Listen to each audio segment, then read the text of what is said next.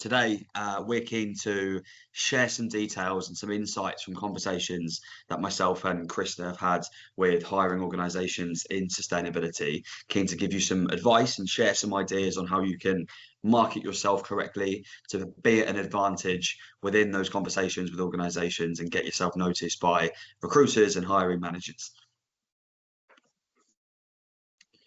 So just to quickly give some context on myself and my role here, I've been recruiting in sustainability for the last 4 years, nearly 5.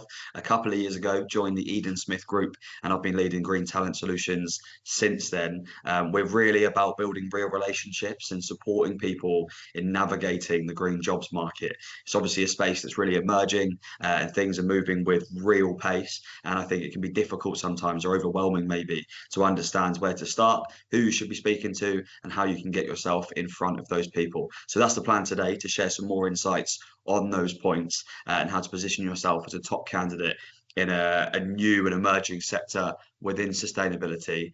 Chris is also going to share some insights into how to market yourself on LinkedIn, how to get yourself noticed from that angle, and really ensure that you're using the tools that are available to you to the best way that you can.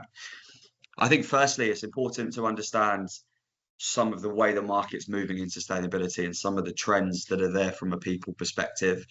For example, as a little bit of information in front of you now, the hiring rate for green skilled individuals was 29% higher than the workplace average. And this gives me a lot of reassurance actually about sustainability as a sector to work in, particularly in a market which is difficult, where we are seeing a small contraction on the amount of opportunities across the workforce that are coming out and emerging. And to me, this really suggests that the sustainability space is not correlated to the wider workforce, which, as there's lots of conversations happening now, lots of sort of political changes, the word recession's being thrown around a lot as well. I think it's important to understand that actually sustainability is moving at a really great pace regardless of that, and the wider conversation.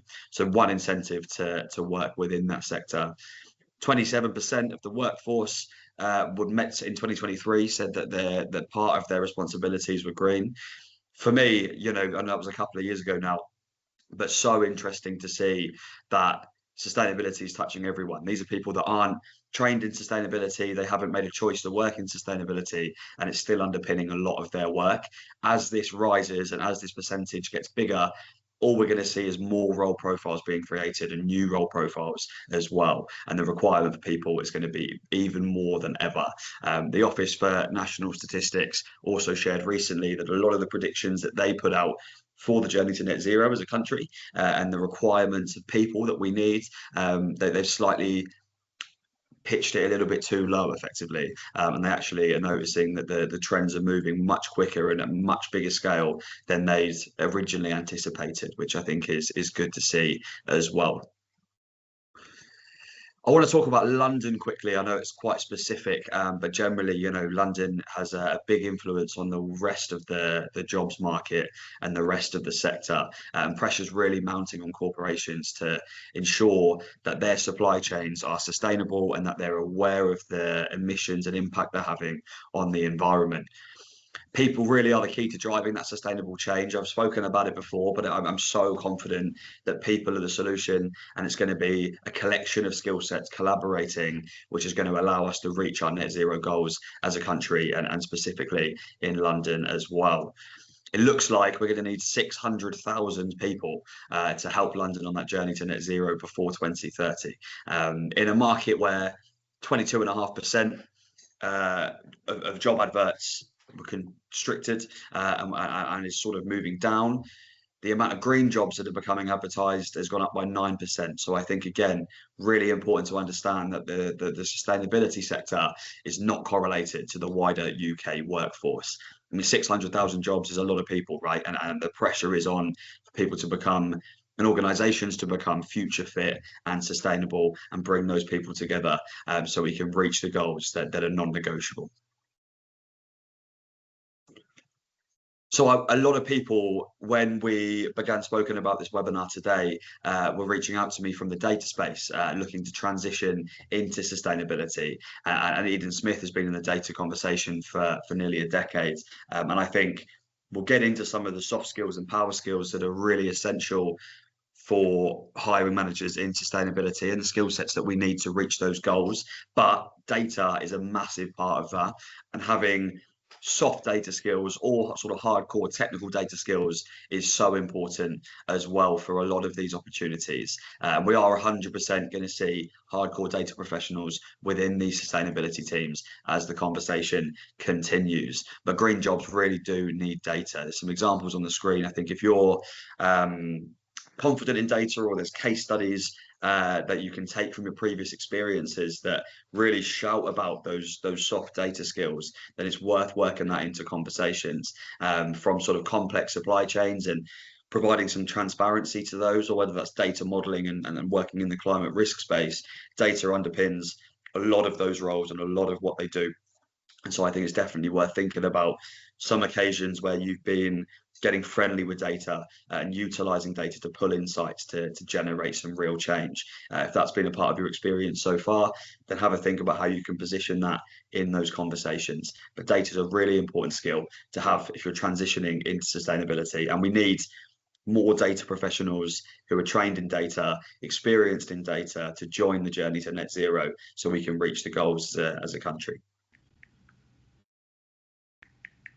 So this slide for me is useful because I want people to be able to future-proof their own career and ensure that they're looking in the right places, that they're positioning themselves for the job they want to get as the conversation moves and as the conversation emerges. I think it's interesting, 4 years ago when I started recruiting in sustainability, I might have been recruiting a lot of the same job titles, but actually the people working those jobs is quite different from where it was. I was recruiting roles for sustainability managers who were effectively experts in communication. If you come into an organization, they can ensure that companies have the right bins, that signage is correct, that people are recycling, and it was much fluffier, I suppose, as a job. It was really about hosting some conversations and trying to influence that change. A sustainability manager now is taking ownership for a massive part of the operations of a business, and is also responsible for that potentially going wrong if things aren't done correctly. They're being scrutinized by auditors and by competitors and by consumers, and so the role profile of a sustainability manager has changed so much in such a short period of time. Here are some of the roles that are emerging in the green economy, some things to think about and understand sort of where your skill sets can fit into this. You'll see data is underpinning a lot of the roles on here as well. People in carbon accounting or climate risk who are experts in greenhouse gas protocol, who are experts in sort of translating really quite complex ideas into something that's really digestible. I think that's a skill that underpins a lot of the conversation and the sustainability processes that are being embedded across organizations at the moment. That's a real takeaway for me. But also in sort of climate tech and developing those products and building those products from sort of concept to deep in the market is really important as well. People who are looking at the data, looking at frameworks, looking at sustainability reporting tools and becoming confident in those to take ownership of those projects internally is also really, really important. I think, and we can share these slides with you afterwards for sure, but definitely worth understanding what roles exist in sustainability. I'm also happy to catch up with any of you afterwards. It'd be good to sort of understand where your skills lie, what are the things that you enjoy, what you're passionate about, and we can align that to the sort of current requirements in the sustainability space as well. So really important to be future-proof in your career search. Now, for me, I think this is something which is the most common conversation that I have, and that's around the soft skills associated with people working in sustainability or transitioning into sustainability. For example, I was working with a consultancy not too long ago, and for them, they're more than happy to teach the technical sustainability part of the role. They're happy to teach someone about those frameworks and how to stay compliant and how to deliver those projects, but actually it's much more difficult to teach someone the organization skills that you need, being able to adapt to different situations, being creative, managing stakeholders, being a really strong communicator, and positioning yourself as a consultant and as a thought leader.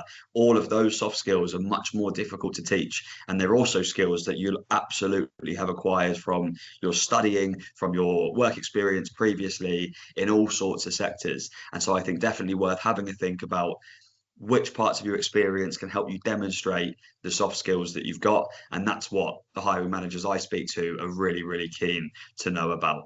91% of recruiters love seeing soft skills on resumes, and absolutely right. It makes a recruiter's job easier in terms of representing you, to be aware of where you're confident in. I had a really brilliant CV recently, and the first half of it, they'd really just listed out as bullet points without a lot of context. It was really accessible information, their soft skills and their technical skills. And it made my job a lot more straightforward straight away, because I know how to represent them. I know what they're confident in, and it makes all of that process a little bit easier. 57% of recruiters also say that the most important skills to see on a resume are communication, problem solving, and teamwork. Absolutely aligns to the sustainability conversation. Effectively, sustainability and reaching net zero is a problem, which takes people who are creative, people who are potentially quite analytical, to understand how we can build a solution for that, and they'll collaborate to deliver that project, and then communicate the impact of that to the people that they need to be able to influence that change and build those business cases. So I definitely recommend having a think about what soft skills you can bring to the table, how you can back them up in those conversations. And this is what you want to be speaking to hiring managers about, for sure. It really is a skills revolution that we're seeing at the moment, and not just an energy shift. I think there's been lots of cross training and upskilling to get to where we are so far. But really, excuse me, there is such a requirement for particular skill sets in the sustainability conversation at the moment. And it's a very, very broad conversation. You can see lots of skills that are on here at the moment. Particularly, I think these transferable skills is really useful to be aware of. And these are a lot of the people I speak to every day have got these skills in abundance, and they're keen to talk about them. And I'll be sharing that with the hiring managers and decision makers that I'm speaking to. Things like project management, especially for sort of net zero and ESG initiatives. There's always a situation where you're managing lots of stakeholders, different budgets, things are changing as you go, managing lots of people within that delivery. And so project management experience is potentially the number one for people transitioning into sustainability. If you're an expert in sort of legal and policy work, then that's really valuable as well, really adaptable to the sort of ESG regulation, governance elements of sustainability as well. Marketing and communications, I think, is absolutely worth shouting about as well. There's a lot of crossover between people who can communicate messaging well and also work in the sustainability space. I think especially at a time when you have got to be careful on what message you're putting out to the world. We've all seen the case studies of businesses who've been cancelled effectively after the real scrutiny towards their sustainability ambition, and your marketing needs to be backed up by actual evidence and real change, and people, consumers are aware of what's going on, for sure, and so important to ensure that that's aligned. I was recently working with a creative media agency who are specializing in the sustainability space, and they come in and work with sustainability teams to help them build an ESG report, help them build a carbon footprint for their business, and then communicate that in the correct way, in a way that's engaging, in a way that encourages behavior change, in a way that shares the good work of your company with your competition, which is actually really important as well for setting up that benchmark, I suppose, for the rest of the sector. So actually, there's a lot of cross sections between marketing, communications, and sustainability as well. The power skills that you can see on here are definitely worth noting as well. If you are looking to transition into sustainability, then these are your selling points. These are your cheat codes effectively. And these are what you want to be talking to decision makers about. And you've got them regardless of what sector you've worked in. And it's important to share these up front in those conversations as well. We've also listed some helpful certifications and learning pathways that I think are worth noting too. I'd speak to lots of people who say, is it worth me completing this course before applying for these jobs? Is it worth me doing this, or will a company help me through that? And the answer is actually, yeah, a lot of the time, a company that are keen to support someone in transitioning into sustainability are going to be fairly happy and up for the conversation about you developing yourself, doing these courses and acquiring these new skills and this new technical knowledge. But actually, it shows a lot of willing, I think, to have begun that process on your own. And it can be difficult and overwhelming to understand where to start. There's lots and lots of different options and opportunities out there for that upskilling process, but I've listed some here. Particularly sort of Cambridge Institute for Sustainability Leadership is a really, really popular one, and is actually a really nice foundation course for injecting sustainability within your high level conversations. That's been really popular, but also lots of free courses on places like Coursera have been really popular as well. You can share those on your LinkedIn profile and just show the right mindset, the right enthusiasm and intent for the sustainability space. So we're going to move in a little bit to applying for jobs. And here, firstly, I thought it could be useful to share some of the point of views from decision makers and hiring managers and recruiters, because they are looking for someone who doesn't necessarily tick every box. Actually, sort of usually they're looking for someone who ticks between 60 and 80% of those required skills on a job advert. Every job advert is looking for perfection. And actually, generally, they're looking for someone with the right mindset, the right attitude, who can bring in enough of the skills that they're looking for to hit the ground and collaborate to reach the goals of the business. So actually, I think it's important to understand that every job advert is a pain point. There's a little bit of stress and value behind every job advert. It might be that people in the team are a little bit overworked. It might be they're missing out on commercial opportunity. Could be anything, but it's in their interest to fill those jobs. So I'd urge you to get those applications in for sure. I think LinkedIn is a tool that not everyone uses to its full capacity, and Krista's going to go into this a little bit more a little bit later on. But actually, I think important to use LinkedIn to its full capacity. It's a tool that we have access to that can be really useful in your job search and in securing the role in sustainability that you're looking for. Job titles, open to work preferences, geographical information, the skills on your profile, the blurb that you've written in the about section on your profile are all places that recruiters will use to search for you. We generally use a tool called LinkedIn Recruiter, which is effectively a searching tool, which allows me to pick keywords and search the full market of users on LinkedIn for those skills that I'm searching for and for that information. Generally, job titles as well will start, but it's worth noting that when I create a keyword search on LinkedIn Recruiter, it's searching your whole profile. So it's looking at the experience section where you've got the things that you've done previously. It's looking at your about section. And so important to ensure you're getting those keywords in the profile up front, I suppose. So really do create the profile for the job that you're looking for. List your skills, your soft skills on there. List your motivations on there, and all of that information that recruiters and hiring managers are going to be looking for. Important to have that accessible and easily accessible on your LinkedIn profile up front. I think open to work preferences as well, it's worth noting. Generally, it's how I'll begin filtering my search. So the first people I'll look for will be people who have their open to work preferences on as open to work and as looking for opportunities. You can also keep those hidden from your employer if you're keen to avoid any awkward or difficult conversations internally, and it'll only be visible to people that have a recruiter license.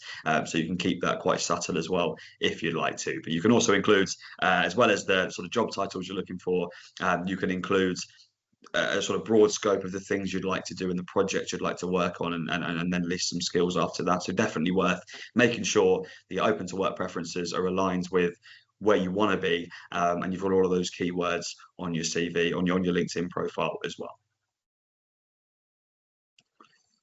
A few extra steps before handing over to Krista, in terms of securing that role in sustainability.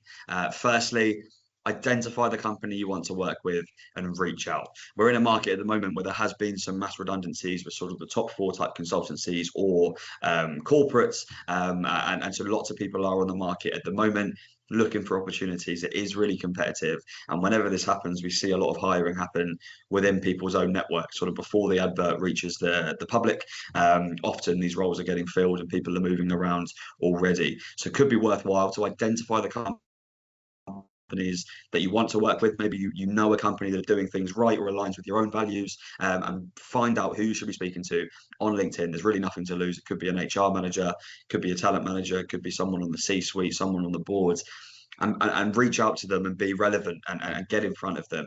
I do think it's important to not sort of pitch your whole life story and your CV up front. Generally, you want to get their attention, you want to get them in a conversation. That's the main goal. It could be a really subtle, hey, decision maker, I've been following your company for a long time, really love what you're doing, I'm currently looking for opportunities that utilize my skill set in this, can we chat, or something like that. Absolutely nothing to lose, and might allow you to get a little bit ahead of the curve within those conversations. Getting to networking events is always a good idea as well. I find it a really good way to accelerate the process of finding those roles and building your network. We were at Reset Connect not long ago, was it last week? And it was a really useful event, really useful conversations, and met some really interesting people. So sort of left there feeling much better off on my own journey than when I arrived. But take your CV, be yourself, get your personality across, and go and meet some people for sure. Make sure you're using LinkedIn to its full capacity. Ensure your open to work preferences are on. Remember, they can be hidden from your employer or public, but keep commenting, sharing, and posting. You'll be rewarded for being an active user on LinkedIn. I can search for active talent when I'm looking for candidates, and also the algorithm will start to support your own content and push that out as well, and get those applications in. Remember, don't need to tick every single box. It's in the interest of the employer to interview you for that role and set up those conversations. So get your applications in for sure.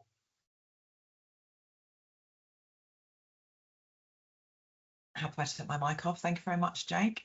Does anyone have any questions for Jake at this point before we move on into looking right into the detail with LinkedIn? Okay, if you have any questions, stick your hand up, put a message in chat, and we'll keep an eye on that as well. So LinkedIn is the space where you should be marketing yourself. As Jake said, because we're in a market where it's rich with talent, we need to be really stepping ourselves apart from the crowd. And being on LinkedIn is where people are looking for talent. The first thing they will see, probably before they see your CV, is your profile, because they're using the recruiter tool.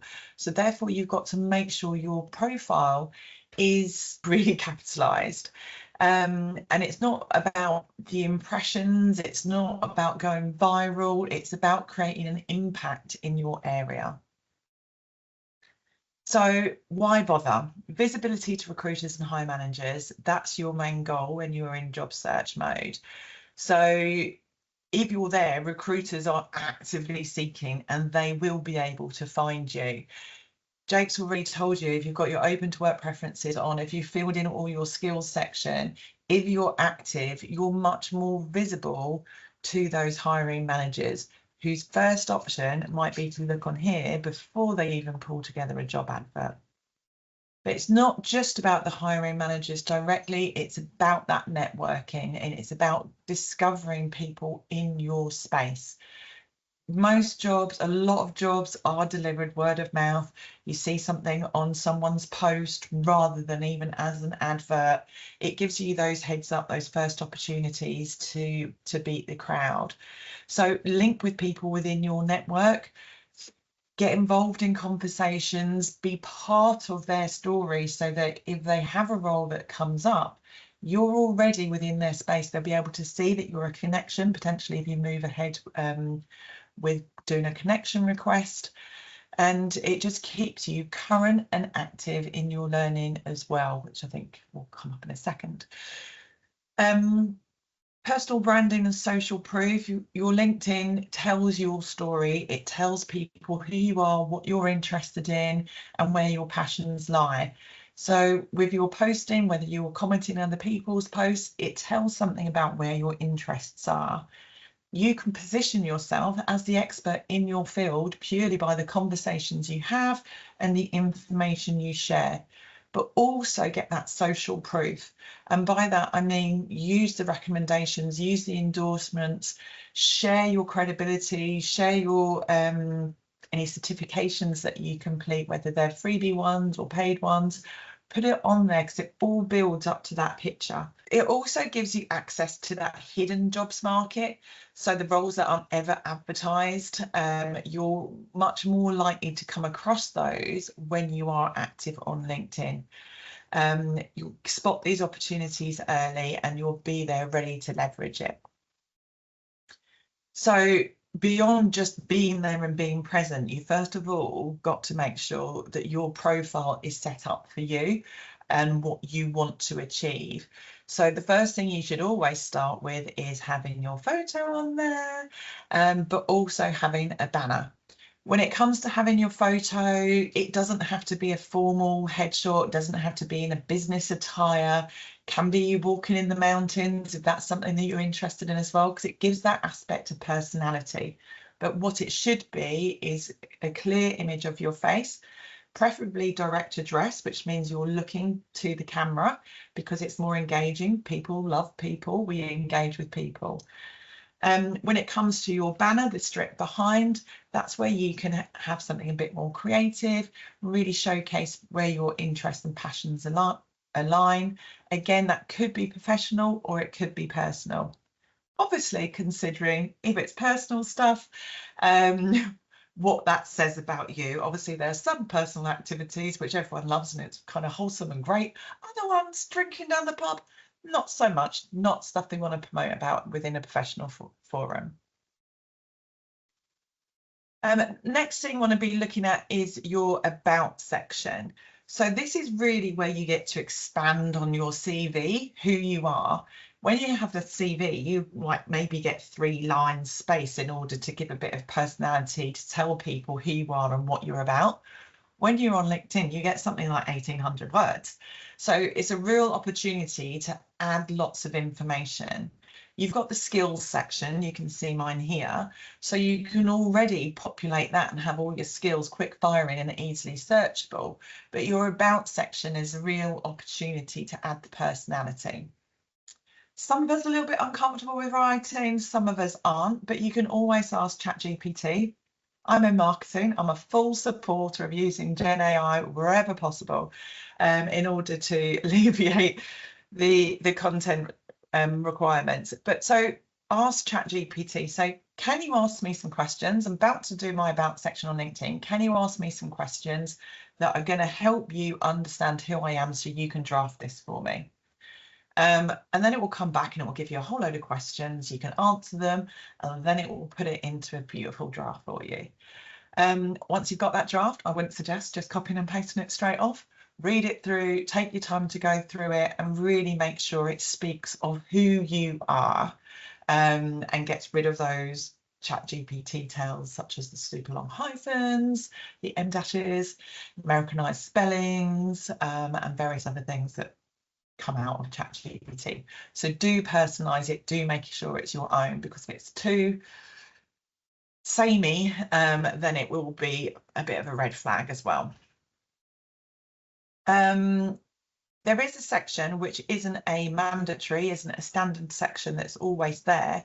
It is something that you have to go into the more and you can add. It's called the featured section.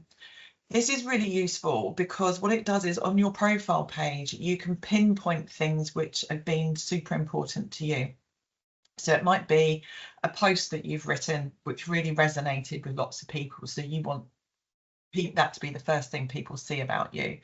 It could be to your a profile website that you've got somewhere else of other work that you do so people can learn more about it. It could be a video of yourself doing something. It could be just other areas that you're interested in, and not necessarily stuff that you've produced. So you can link all sorts of different mediums, whether it's uploading a document, whether it's a link to a post, link to a URL page, or videos or anything else. But it really does anchor in that, oh, okay, and it directs people to stuff that you really want them to learn about you. As I said at the top, don't overly concern yourself with the metrics. This isn't a popularity contest. Popularity doesn't necessarily get you a job. It is about having that impact with the people that you want to. So it's about working within your space, building genuine connections. Get to know, sorry, I've got data in here because of Ian Smith data. So it's sustainability, same applies. Get to know sustainability professionals, build those relationships by commenting on their posts. Be a mover and shaker in your industry, add value, add personality, and add comments in order to really engage with them. Once they reply to your comments, which they typically often will, they might have a little look to see who you are. It happens when I do it all the time, where I'll see that someone's then taken a look at my profile. That's a great opportunity to then connect with them, or even beat them to it and connect with them off the back of a post. Really interesting article, really interesting post. Love what you're doing. Please, can I follow you? Networking will help you develop and improve your skill set, and it also ensures that you stay on top of the industry trends. So people are talking about what they're doing on LinkedIn. They're talking about what's happening in that moment. They're talking about what's happening in the future, horizon thinking. So by spending time on LinkedIn, cruising around, reading posts, getting involved, you are subliminally upskilling yourself throughout. I'm not a data professional, but I can sit in a room of data leaders just from the work that I do on LinkedIn, and obviously research to a degree as well, and hold my own in a conversation, not because I've ever done data as a job, not because I've ever been within the data industry before joining Eden Smith, but because I spend time on LinkedIn and I engage in the posts there. So it's a real place to learn and upskill yourself. When it comes to doing your own posts, some of us can feel really awkward, really vulnerable, because you are putting yourself out there. You are putting your head above the parapet. You'll find the community is really supportive. So get involved and just bite the bullet. What you want to do is you want to stand out from the crowd by being you. You might see other people being successful in your space and you kind of try and emulate what they're doing, but unless it resonates and it lands with who you are as a personality, people will detect this kind of fraudulent reservation within inside you. So whether you're a heart on sleeve, whether you're a cold fact person, whether you're a warm fluffy person, be that personality on LinkedIn. You can't fake it. Think about what you're interested in and be genuine. Authenticity every single way. Yes, use ChatGPT. It's great for ideation, but don't just rely on ChatGPT to regurgitate information for you. Why? Everyone else is doing it. It starts to become very bland and irrelevant. So find your voice. Someone else's success won't always translate. Be proactive, engage with your network, be relevant, hashtags, search for them, see where people are having conversations within that area, but also look for groups within your space as well. Reason being, some of them can be more inactive than others, but people will post opportunities in there as a go-to. You also get people going, I've just had this opportunity presented to me, but it's not suitable for me. Is it suitable for someone else? So it's a really good another way of getting that information. When you're on LinkedIn, you want to, as I've said 100 times, be active, engage. If you're acting with a like, it's quite passive. It's quite flippant. You don't necessarily have had to have read the information to just give it a like. It's a bit of a throwaway. no one's going to recognize you from that. No one's going to really kind of buy into what you've done. They'll appreciate the like, but they're not going to give you extra value, give you extra presence, give you credence for it. So when you are engaging with stuff, please do comment and make sure that comment is meaningful and adding value to the conversation, not only because that will help you get recognized within the immediacy of that chat, but because it will help the algorithm further extend the reach of the post, and with that, the reach of your comment in terms of its priority within the show. So it will increase not only the engagement of people visiting that post, but it will increase your visibility to other people as well. So you want to be looking at least 5 words in your comment, not just great, interesting post, something passive like that, but actual real engagement. Sharing, adding your personal comment, that's going to extend your reach even more. I personally find that when I share someone else's post, I don't get as much algorithm visibility as if I make it my own. So I quite often, if I want to share someone else's great something or other little nugget, I will create my own post around it and I will reference their original post within it. And that way it still maintains and excels that reach that I'm going to get. You can schedule posts, which makes life super easy. You can think about doing it once a week, sit down, do 3 at the same time, because you want to have that consistency of output. But you do want to make sure you're posting at a time when your audience is going to be there. So that's where the data does come in useful when you look at your insights. But also when you're available to respond, because if someone comments on your post and you don't reply to them within 15 minutes, LinkedIn starts going, oh, well, they're not really that bothered about this, so therefore I'm going to downgrade their post. So it's just a way of keeping your presence and increasing the algorithm so that your reach is further extended by being present when you create a post and being there to reply to any comments that come. You've got this 2-hour magic window, which is where you want the engagement to happen. So you want people to be there and visit your post within that 2 hours. If it doesn't really generate much popularity within that first 2 hours, it just nosedive. LinkedIn will get rid of it and it will never be seen again. It doesn't always mean it's because it's an uninteresting bad post. It could just be the timing of that post hasn't landed when people are there. I did a post which I thought was an amazing thing the other day. It was all about the Invest 2035 strategy that's come from the UK government. It's all about data. It's all about sustainability. It's all about how much the government's going to be putting money into our country for the next 10 years.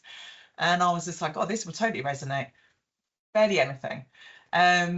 So what I'm going to do is I will post that again next week and do it at a different time, and it might get a better resonation. Support people within your community. It becomes a bit reciprocal when you support people, when you build those friendships. You just keep liking each other's posts and engage in those posts, and they will do the same with you. So it does become this real kind of stronger community where you build up those connections and hopefully at some point arrange to meet those connections in person at an event, because that's always much stronger. So how do you break through the noise? What kind of content can you put in? Share information, be relevant. Think about what tools you use, what you're looking at this moment in time, what you've been working on. Talk about it. What have you been reading? What articles, websites, anything else have you found interesting? Add your spin on it, add your commentary on it. And as I've said, connect meaningfully with people in your industry. Drop a message to them. I read this post on X, Y, and Z. It really resonated with me because of Y. And build those relationships that way. Final thing I want to cover off before we can open the floor to many questions. Jake will happily, same with myself, happily book in some one-to-ones with any of you in order to take a look at your CVs or take a look at your LinkedIn profile and see how we can help design them for better job search. But I just wanted to look at a couple of strategies which are kind of totally fit within my space as a marketing professional. So if you're struggling to really find suitable roles within your area, it can be difficult. There's so much to go through. You go onto these massive job sites and it puts a load of irrelevant gumph into your feed and you fall asleep after 10 minutes. So something that's really nice to do is to ask ChatGPT. I know there is a sustainable impact to using Gen AI, so it might not sit comfortably with you all. However, when we're using it really purposefully, it can be more effective than timeless Google searches which generate nothing. So it really is about how precise we can be using it. So you can keep your requests general, or you can really drill down into certain sectors. So I don't know how much you can see, there's little writing here. Can you provide me with a list of companies that either have A, current open positions, or B, typically hire for positions in marketing in Kent and the South East, where I'm located? Please include contact details where possible. So it gave me a whole gumph of different information, and it closed with a quick summary of what that is. So the different companies that have got opening positions with contact information where it is available. So it's a really effective tool for really pinpointing. I didn't ask anything about particular industries. If you wanted to particularly be in the energy industry, you can focus the search on that as well. So really start using these tools to support your search and dig out those opportunities that might be a bit more hidden. Another challenge when you're on LinkedIn and you look at a job, over 100 people have already applied. You're like, oh my goodness.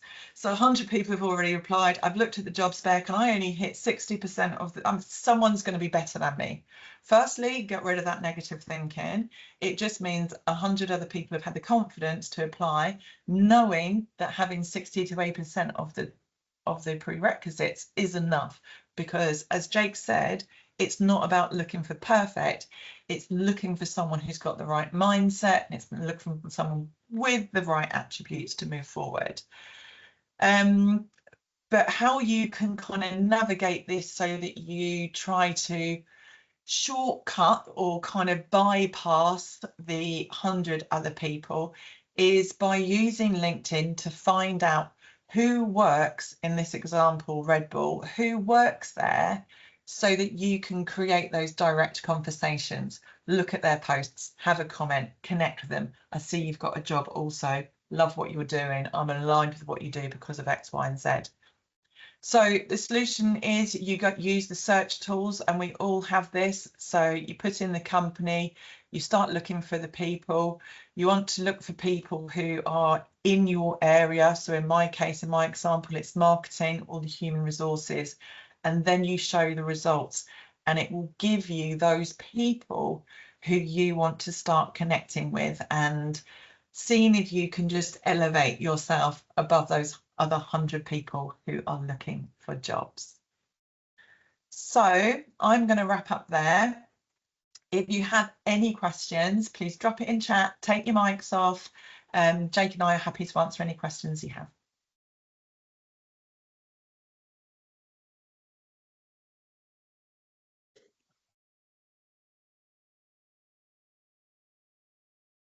Amazing. Thank you, Krista, for that too. That was really useful, I think, to really understand how to use LinkedIn to its full capacity is definitely something worth mastering, especially when you're looking to grow your network and secure that job. That was really, really useful. Thank you. Well, hopefully, I know we've covered a lot of information in the last hour. Please do take time to digest it, have a think about it. And if you do want to reach out either to Jake or myself to get that bit of support, then please do so. Thank you so much. Thank you very much for your time, everybody. Goodbye.